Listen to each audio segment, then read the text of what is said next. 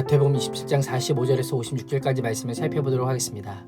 군병들과 종교 지도자들, 지나가는 행인들과 십자가에 못 박힌 강도들에 이르기까지 조롱이 끝나고 예수님은 오전 9시에 십자가에 매달리십니다.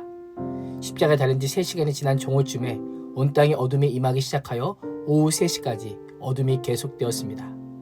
마태복음은 어떻게 어둠이 임하게 되었는지 언급하진 않지만 하루 중 가장 밝은 시간에 유대 온 땅에 어둠이 임했다는 것은 자연적인 현상이 아니라 하나님의 초자연적인 역사임을 알려줍니다. 어떤 학자는 아모스 8장 9절 주 여호와께서 가라사대 그날에 내가 해로 대낮에 지게 하여 백주의 땅을 캄캄하게 하며 라고 하는 말씀의 성취라고 해석하기도 합니다.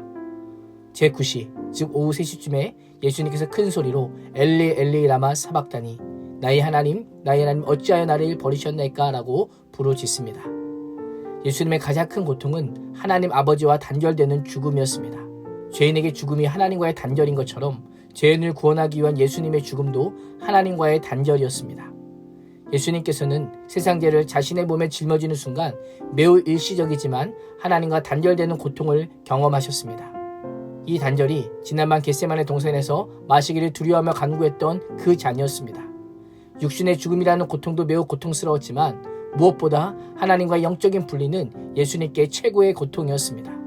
예수님의 기도는 죄로 인한 하나님과의 단절과 죄의 결과인 죽음을 다시 한번 생각하게 합니다. 예수님의 죽음은 죄인의 죽음입니다. 죄를 지은 죄인의 죽음이 아니라 죄인을 위한 죽음입니다. 불순종한 자들을 위한 순종의 죽음입니다.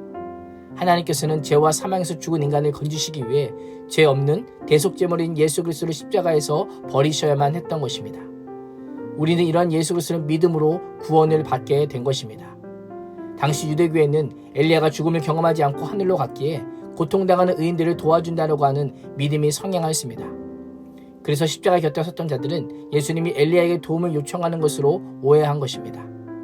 그 중에 한 사람이 예수님의 말을 듣고 해면에 신 포도주를 듬뿍 적셔 예수님께 마시게 합니다. 원어 성경의 표현에 따르면 이 행동을 계속하여 시도하였습니다. 그러나 다른 사람들은 가만두어라 라고 하며 엘리야가 와서 그를 구원하나 보자라고 조롱합니다. 예수께서는 다시 크게 소리 지르시고 영혼이 떠나갔습니다. 한글 성경은 예수님을 의지와는 상관없이 영혼이 주체적으로 떠난 것으로 번역하였습니다. 그러나 원어 성경을 직역하면 그가 그 영혼을 자기에게서부터 보냈다입니다. 예수님이 십자가형으로 죽음을 당할 수밖에 없는 것이 아니라 오히려 자신의 영혼을 내어주신 것입니다. 보통 사람은 자신의 죄로 인해 죽음을 당할 수밖에 없지만 죄가 없는 예수님은 오히려 능동적으로 자신의 영혼을 자기로부터 내보내셨습니다. 성경은 이를 통해 예수님의 죽음은 한 인간의 죽음이 아니라 인류의 죄를 대속하기 위해 자기 자신을 자발적으로 내어주신 희생적인 죽음임을 우리에게 알려줍니다. 이것이 죄인된 인간의 죽음과 예수님의 죽음의 분명한 차이입니다. 예수님께서 인류의 죄를 대속하기 위해 십자가에 못 박혀 죽으시는 순간 기이한 일들이 일어납니다. 먼저 성소와 지성소를 가르는 휘장이 위로부터 아래까지 찢어집니다. 예수님의 몸을 상징하는 휘장이 찢어졌다는 것은 예수님의 죽음으로 인해 인간과 하나님과의 막힌 죄의 담이 무너진 것을 의미합니다. 예수 그리스도께서 죽으심으로 말미암아 짐승 제사를 드리지 않고 예수 그리스도의 믿음으로 은혜의 보좌 앞에 나아갈 수 있는 길이 열렸음을 알려주고 있는 것입니다. 또 땅이 진동하며 바위가 터지고 무덤이 열리며 잠자던 많은 성도들의 몸이 일어났습니다. 어떤 몸의 형태로 다시 살아났는지 살아나고 얼마나 생존했는지는 알 수 없지만 예수님의 죽음으로 말미암아 살아났고 예수님의 부활 후에 무덤에서 나와서 거룩한 성 예루살렘으로 들어가 많은 사람들에게 보입니다. 예수 그리스도의 죽음은 모든 것의 끝이 아닌 시작입니다. 예수님의 죽으심과 부활은 성도의 부활은 물론이거니와 구원의 시대를 선포하며 마지막 날의 시작을 알리는 귀한 사건입니다.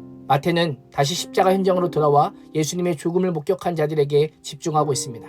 예수님 십자가형을 집행한 로마의 백부장과 그와 함께 예수님을 지키고 있던 사람들은 지진과 그 모든 사건들을 보고 심히 두려워하며 이는 진실로 하나님의 아들이었도다 라고 고백하며 외치고 있습니다.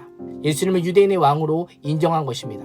예수님을 하나님의 아들로 인정한 자들은 유대 종교 지도자들이 아니라 죽기까지 예수님을 따르겠다라고 호언장담했던 제자들이 아니라 예수님을 십자가에 매단 이방인 백부장과 그의 부하입니다. 그 자리에는 예수님을 섬기며 갈릴리서부터 따라온 많은 여인들이 있었습니다. 마태는 그 중에는 막달라 마리아와 야고보와 요셉의 어머니 마리아와 세베대의 아들들의 어머니, 즉 예수님의 제자 야고보와 요한의 어머니 살로메가 있었다라고 기록합니다. 여인들은 예수님께서 십자가에 매달리기 시작한 때부터 계속해서 예수님을 멀리서 바라보고 있었습니다. 제자들이 없는 빈자리를 당시 증인으로도 채택되지 않는 여인들이 지켰던 것입니다. 이 여인들의 모습이 어떻게 보이십니까? 여인들은 할 수 있는 것이 아무것도 없었습니다. 예수님의 재판이 잘못되었다고 항소할 수도 없었고 폭력적이고 조롱으로 일관하는 무리들과 종교 지도자들을 대항할 힘도 없었습니다. 힘으로 로마 군인들을 제지할 수도 없었습니다. 그러나 그들은 할 수 있는 것, 제자들도 오지 않는 십자가 가까이에 있었습니다. 예수님의 십자가와 고난과 죽음의 현장에 함께 있었고 무덤까지 따라갔고 시신을 위해 향료를 준비했습니다. 결국 예수님의 부활을 목격하는 최초의 사람들이 되었던 것입니다. 그렇습니다. 우리가 예수님을 위해 할 수 있는 것은 다른 것이 아니라 십자가 곁에 서 있는 것입니다. 예수의 십자가와 고난과 죽음과 부활의 현장에 함께 있는 것, 그것이 우리가 할 수 있는 최고의 것입니다. 오늘 하루 어떻게 보내시겠습니까? 예수님의 십자가 현장까지 함께한 여인들처럼 오늘 하루도 예수 그리스도의 십자가의 고난과 죽음의 자리에 함께함으로 예수 그리스도의 부활의 증인으로 살아가는 복된 삶을 살 수 있기를 주님의 이름으로 축원합니다. 기도하겠습니다. 하나님, 예수 그리스도의 십자가 죽음이 하나님의 버림을 받은 죄인을 위한 죽음이요 죄인을 구원하기 위한 죽음이었지만 새로운 은혜의 시대를 여는 죽음이었음을 알게 하심에 감사합니다.